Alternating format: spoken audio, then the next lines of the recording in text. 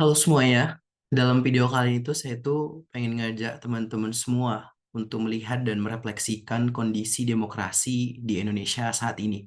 Demokrasi teman-teman bukan hanya soal pemilu yang datang 5 tahun sekali, namun demokrasi adalah suara rakyat yang benar-benar didengarkan dan dihargai setiap hari oleh pemerintah. Dan melihat dari Indonesia tersendiri nih teman-teman. Indonesia dikenal dengan salah satu negara demokrasi terbesar di dunia.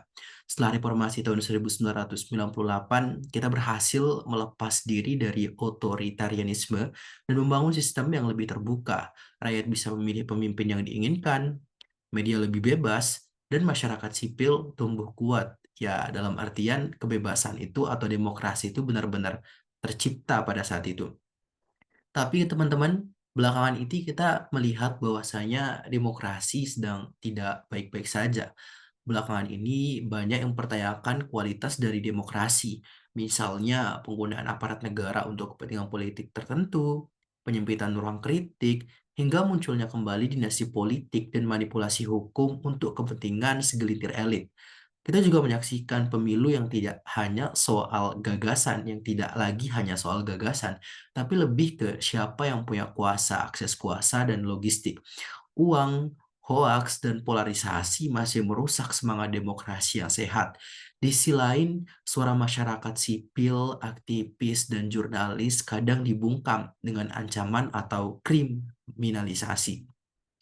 Bahkan teman-teman melihat dari salah satu perjuangan yang dilakukan oleh NGO atau non-government organization seperti WALHI, Greenpeace dalam film dokumenter 17 Surat Cinta yang dimana 17 Surat Cinta ini merupakan 17 surat yang dikirimkan kepada pemerintah bahkan ke presiden.